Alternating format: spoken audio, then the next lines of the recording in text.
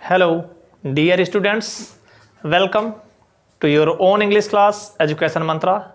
स्वागत है आप सबका आपके अपने YouTube चैनल एजुकेशन मंत्रा में, जहां मिलता है आपको इंग्लिश का बेस्ट नॉलेज।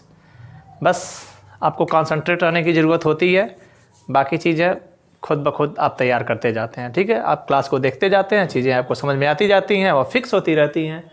चलिए, हम लोगों ने पिछले टॉपिक में जो बात किया था थोड़ा सा आगे बढ़ाएं। ट्रांसलेशन में क्लास देख रहे थे हम लोग। क्लास का मतलब उपवाक्य से है। उपवाक्य में सबऑर्डिनेट क्लास के बारे में जानकारी ले रहे थे, जिसमें पिछले टॉपिक में हम लोगों ने नाउन क्लास के बारे में बात किया था। ठीक है, आज का हम लोगों का टॉपिक है एडजेक्टिव क्लास। चलिए, आज हम लोग इस एडजेक्टिव क्लास को लेकर चलते हैं। ठीक है, तो एडजेक्टिव क्लास होता क्या है पहले हम लोग उसको जानना है। तो इसके लिए हम यहाँ कह सकते हैं वह क्लास जो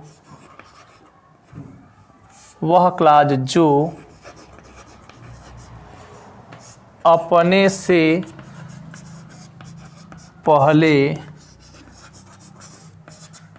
पहले आए हुए नाउन या प्रोनाउन की विशेषता बताता है। ठीक है, एक लाइन में यह इतनी चीज़ है इसमें। ठीक है,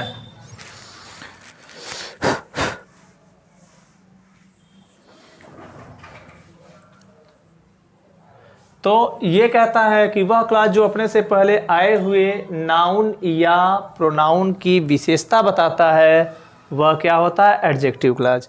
यानी कि ध्यान दीजिएगा, अपने से पहले आए हुए मतलब ये कि एडजेक्टिव क्लास के पहले क्या आना चाहिए? नाउन या प्रोनाउन। यानी कि नोट में कह सकते हैं क्या कि नाउन या प्रोनाउन होगा। ठीक है, और इसके बाद ही हमारा एडजेक्टिव क्लास हो सकता है। ये रूल कहता है।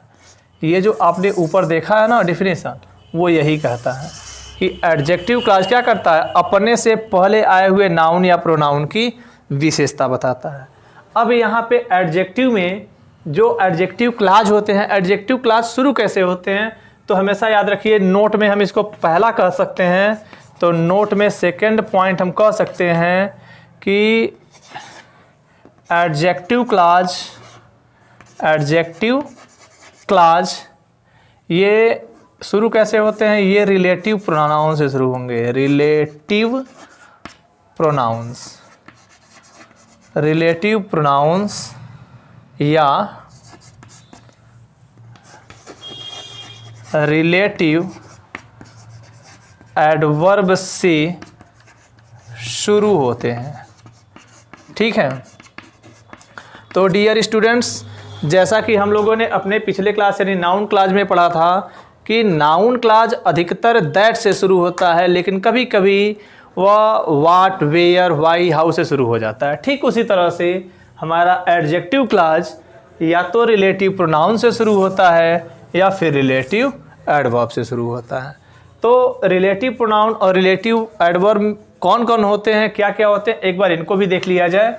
तो पहले अगर हम बात करें इसकी रिलेटिव एडवर्ब की, तो रिलेटिव एडवर्ब में क्या क्या आता है हम यहीं पे लिख दे रहे हैं। ठीक है, वाई, व्हेन, वेयर, हाउ, ये चार हमारे पास रिलेटिव एडवर्ब हैं। और ये रिलेटिव जो प्रोनाउंस हैं, ये रिलेटिव प्रोनाउंस इसको हम यहाँ पे कर देते हैं। इसमें क्या होता है? हु, हुम, हुज, विच और दैट। ये हमारे पास क्या है? रिलेटिव प्रोनाउंस है। ठीक है, रिलेटिव प्रोनाउंस। अब इसमें ध्यान ये देना पड़ेगा कि कहाँ पे हम किसका प्रयोग करें। ठीक है, जानना बहुत ज़रूरी है। देखिए, हु का मतलब हु, होम और ये हुज, यह तीनों आते हैं किसके लिए?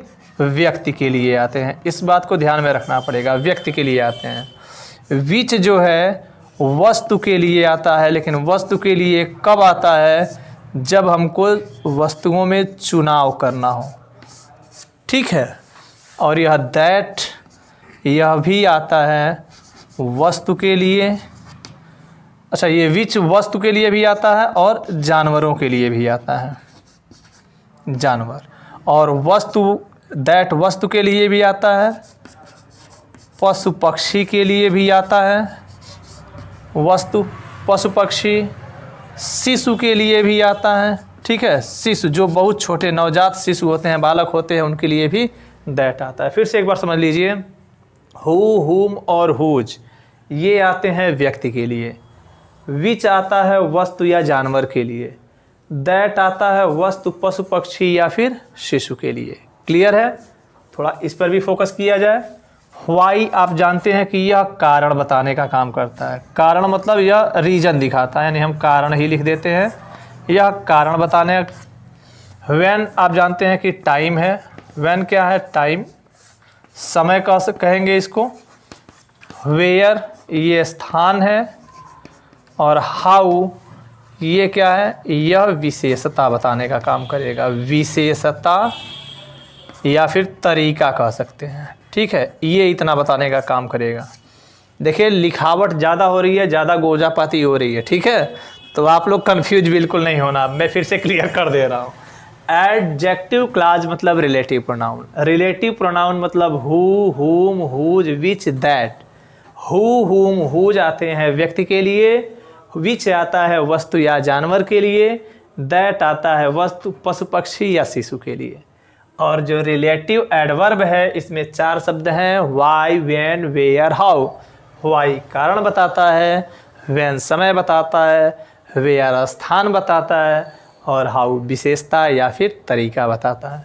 ये सब जानना आप लोगों के लिए बहुत ज़रूरी है, ठीक है, क्योंकि इसको जानेंगे तभी आप फिर सेंटेंस को कंबाइंड करके कॉम्प्लेक्स सेंटेंस बना पाएंगे या फिर सबऑर्डिनेट क्लॉज का यूज़ तभी कर पाएंगे, ठीक है। क्योंकि आपको एडजेक्टिव क्लॉज का यूज़ करके सबऑर्डिनेट क्लॉज ही बनाना है, और यूज़ करेंगे कैसे तो उसके लिए जानना ज़रूरी है।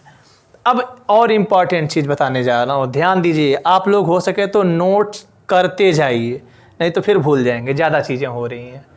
इसमें क्या करना है, जितने भी क्वेश्चन वर्ड हैं, जितने भी हमारे क्वेश्चन वर्ड हैं, यानी कि प्रश्नसूचक शब्द जो भी हैं, इन प्रश्नसूचक शब्द में क के स्थान पर ज का प्रयोग किया जाएगा। विशेष ध्यान देना इस बात पे, अगर ध्यान नहीं देंगे तो गायब हो जाएंगे, समझ में नहीं आएगा।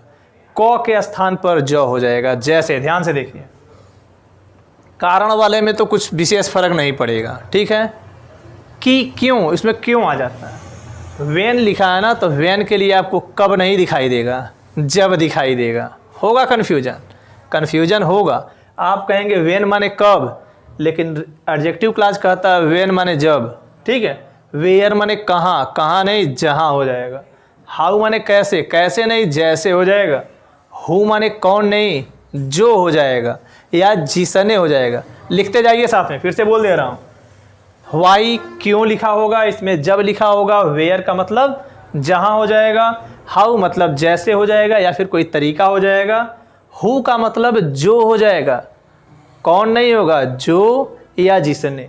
हुम का मतलब जिसे या जिसको। ध्यान से लिखते जाइए आप लोग, नहीं तो कन्फ्यूजन हो जाएगा। हुज का मतलब जिसका, जिसकी, जिसके। किसका, किसकी, किसके होता है, लेकिन यहाँ पे जिसका, जिसकी, जिसके होगा। यहाँ विच माने होता है कौन सा, कौन सी, कौन से, लेकिन एडजेक्टिव क्लॉज में जो हो जाएगा, ठीक है, जो। और दैट मीन्स भी जो हो जाएगा। अब 3 जो आ रहा है, हु माने, हु मीन्स जो, विच मीन्स जो, दैट मीन्स जो। लेकिन हु आएगा व्यक्ति के लिए, विच आएगा वस्तु जानवर के लिए, और दैट आएगा वस्तु पशु पक्षी या फिर शिशु के लिए। आई थिंक आप लोग क्लियर हैं। अगर क्लियर है तो बेहतर है, सारी चीज़ों को अच्छे से समझते जाइए, ठीक है। इसको ट्रांसलेट करते समय, यानी ऐसे सेंटेंस को ट्रांसलेट करते समय आपको ज़्यादा प्रॉब्लम नहीं होने वाली है। बस इतनी ही चीज़ें आपको याद रखनी है, इतनी चीज़ें आपको याद रखनी है कि एडजेक्टिव क्लॉज हमेशा नाउन या प्रोनाउन के बाद आएगा, रिलेटिव प्रोनाउन या रिलेटिव एडवर्ब का यूज किया जाएगा, सब शब्दों का मीनिंग आपको बता दिए हैं। याद रखिए क के स्थान पर जो मिलेगा, यानी कि आप जो भी सेंटेंस पढ़ेंगे हिंदी में वहाँ क नहीं मिलेगा, सब में क्या मिलेगा, जो मिलेगा। यानी एडजेक्टिव क्लॉज यहीं से शुरू हुआ होगा, जो से ही शुरू होगा। आप लोग ध्यान से देखते जाइए, सबका मीनिंग मैंने बता दिया है, उसी मीनिंग को देखते हुए आप लोग एडजेक्टिव क्लॉज को सर्च कर सकते हैं।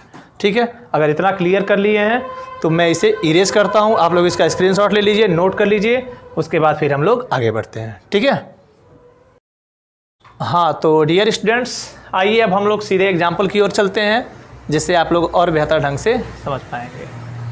देखिए, कहता है मैं उस व्यक्ति को जानता हूँ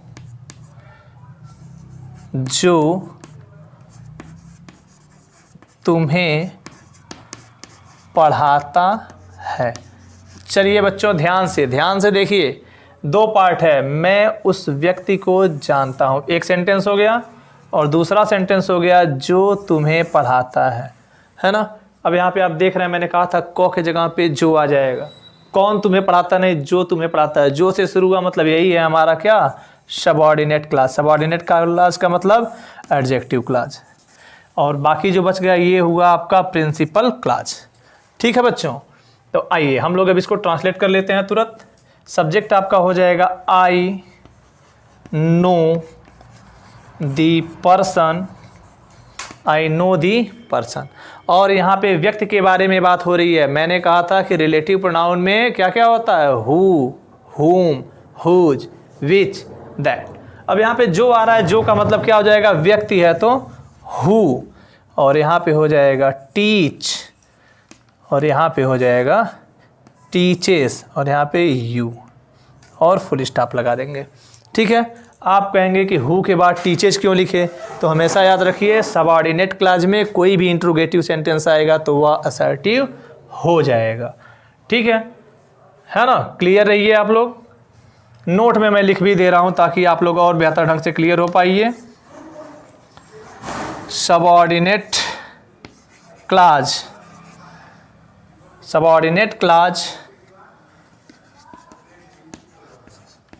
प्रश्न सूचक नहीं, सबऑर्डिनेट क्लास असर्टिव सेंटेंस में लिखे जाते हैं, ज़्यादा बेहतर रहेगा। असर्टिव सेंटेंस में लिखे जाते हैं।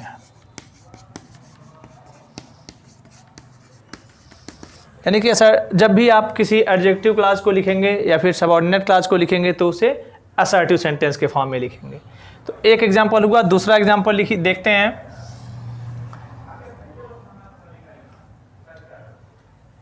हाँ ध्यान से देखें,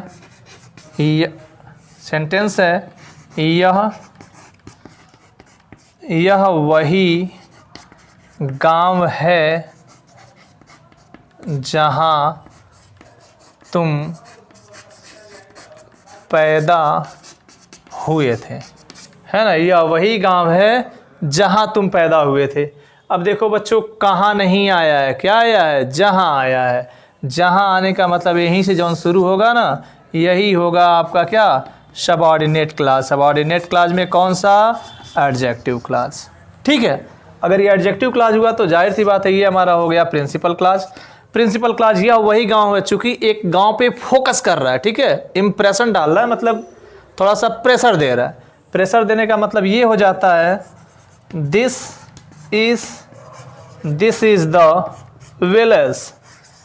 द विलेज। अब यहाँ जहाँ आया है, जहाँ का इंग्लिश हम लोग वेयर लिख देंगे, वेयर या वर, और यहाँ पे born. This is the village where you were born. देखिए, वेयर से शुरू होने वाला हमारा जो ये क्लाज है, यह एडजेक्टिव क्लाज है। इसके पहले आने वाली चीज़ क्या है, यह एक प्रिंसिपल क्लाज है। ठीक है, फिर अगला एग्जाम्पल देखिए। कोई भी वस्तु जो तुम चाहते हो ले लो। चलिए डियर स्टूडेंट्स, देखिए ध्यान से, भी सब समझ में आ जाएगा। कोई भी वस्तु जो तुम चाहते हो, कोई भी वस्तु, ठीक है। अब यहाँ पे आ गया जो तुम चाहते हो, तो हमारे पास क्या बचा, कोई भी वस्तु ले लो, ठीक है। आपका जो ये एक पार्ट तो ये है, लेकिन जो दूसरा वाला पार्ट है ना, उसका कुछ हिस्सा यहाँ है, कुछ हिस्सा अंतिम में। तो जो तुम चाहते हो यह तो हो गया हमारा क्या, एडजेक्टिव क्लॉज। ये हमारा एडजेक्टिव क्लॉज हो गया। बाकी क्या बचा, कोई भी वस्तु ले लो, कोई भी वस्तु ले लो, ये इंपरेटिव सेंटेंस हो गया। ट्रांसलेशन हो जाएगा टेक एनीथिंग, टेक एनीथिंग, ठीक है। जो तुम चाहो, ठीक। अब यह जो किसके लिए आ रहा है, किसी वस्तु के लिए आ रहा है, एनीथिंग यानी किसी वस्तु के लिए ही आ रहा है ये जो। और मैंने कहा कि जब वस्तु के लिए कोई चीज़ आ जा रही हो, यानी कि ऐसा हो सकता है कि बहुत सारी चीज़ें रखी गई हों और किसी आदमी ने कह दिया कि जो इसमें से तुम्हें पसंद हो वो ले लो, ठीक। तो एक कोई सेलेक्ट करके लेना होगा, तो इसके लिए हमारे पास शब्द आ जाएगा कौन सा, विच, विच यू, और यहाँ पे हो जाएगा लाइक। देखिए कितना आसान है ये, बिल्कुल भी आपको पैनिक होने की ज़रूरत नहीं है। जितना आराम से एकदम इजी तरीके से आप देखते जाइए, समझते जाइए, सब बेहतर समझ में आएगा। बिल्कुल भी परेशान होने की आपको ज़रूरत नहीं है।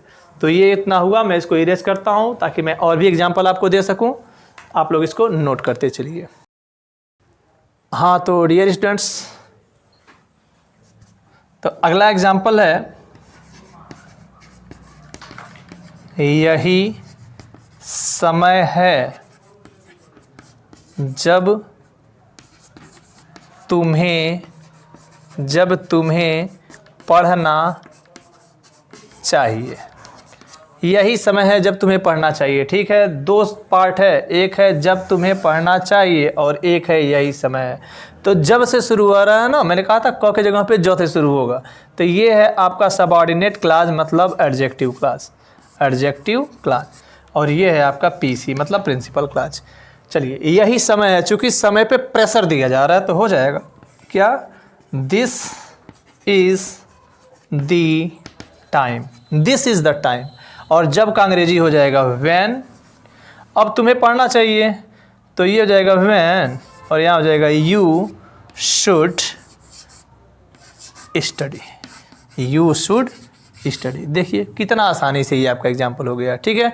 फिर हम लोग अगला एग्जाम्पल देखते हैं। अपना एग्जाम्पल है, यह वही लड़का है जिसे या जिसको मैंने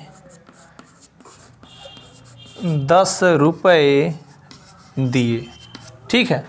देखिए ध्यान से देखिए, दो पार्ट है। एक पार्ट है यह वही लड़का है, और दूसरा है जिसे या जिसको मैंने 10 रुपये दिए। आपको याद होगा यह जिसे और जिसको relative pronoun home, WHOM, home माने होता है किसे, तो जिसे, और उसी होम का मतलब होता है किसको, मतलब जिसको, ठीक है। तो चलिए, ये आपका एडवर्ब एडजेक्टिव क्लॉज है और ये आपका प्रिंसिपल क्लॉज है। प्रिंसिपल क्लॉज यह वही लड़का है, लड़के के ऊपर प्रेशराइज किया जा रहा है, हो जाएगा दिस इज द बॉय। और जिसे का इंग्लिश हम लोग लिखेंगे whom आई गेव, और यहाँ पे हो जाएगा 10 रुपीज़। तो डियर स्टूडेंट्स, ये रहे आज के एग्जाम्पल्स। आज का रहा एडजेक्टिव क्लॉज, जो कि सबऑर्डिनेट क्लॉज का एक बहुत ही इम्पॉर्टेंट पार्ट है। और एडजेक्टिव क्लॉज को जानने के लिए सबसे इम्पॉर्टेंट 2-4 चीज़ें आई हैं, जिसमें से मैंने आपसे कहा कि इसमें रिलेटिव प्रोनाउन को जानना पड़ेगा, रिलेटिव एडवर्ब को जानना पड़ेगा, ठीक है। और ये जब भी आएंगे तो किसी नाउन या प्रोनाउन के बाद ही आएंगे। इसमें जो भी हमारे पास प्रश्नसूचक शब्द होते हैं वह क के स्थान पे सब ज से शुरू होते हैं। इन सब चीज़ों को एक बार 2 बार रिवाइज करिए, देखिए, पढ़िए, सारी चीज़ें क्लियर होती जाएंगी, ठीक है। केवल क्या होता है ना कि स्टूडेंट लोग बस नाम सुन लेंगे कि यह कॉम्प्लेक्स सेंटेंस है, अरे बाप रे कॉम्प्लेक्स सेंटेंस है कैसे बनेगा, कुछ नहीं बेटा, ऐसा कुछ नहीं होता है। कोई भी चीज़ कठिन नहीं होती है, सब आपके लेवल का है, इसीलिए तो आपके सिलेबस में है। अगर आपके लेवल का नहीं होता तो आपके सिलेबस में नहीं होता। ठीक, आपके लेवल का है, इसमें बिल्कुल भी आपको पैनिक होने की ज़रूरत नहीं है। तो ये इस क्लास को जो अभी आप लोगों ने यहाँ पढ़ा, आप लोग चाहेंगे तो अपने फ़ोन में इसको देख सकेंगे, अपने लैपटॉप में देख सकेंगे। देख के 1 बार 2 बार 3 बार रिवाइज करिए, सारी चीज़ें क्लियर होती जाएंगी। और सबसे इंपॉर्टेंट चीज़ क्या होता है ना, प्रैक्टिस होता है। ट्रांसलेशन हो या फिर ग्रामर हो या फिर मैथमेटिक्स हो, जितना ज़्यादा प्रैक्टिस करोगे उतना बेहतर कर पाओगे।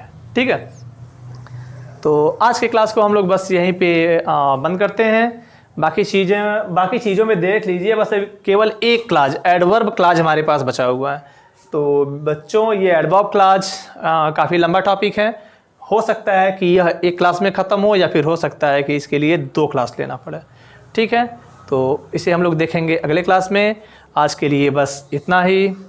Enjoy your day, take your time, be happy, be healthy, bye bye, thanks for watching this video.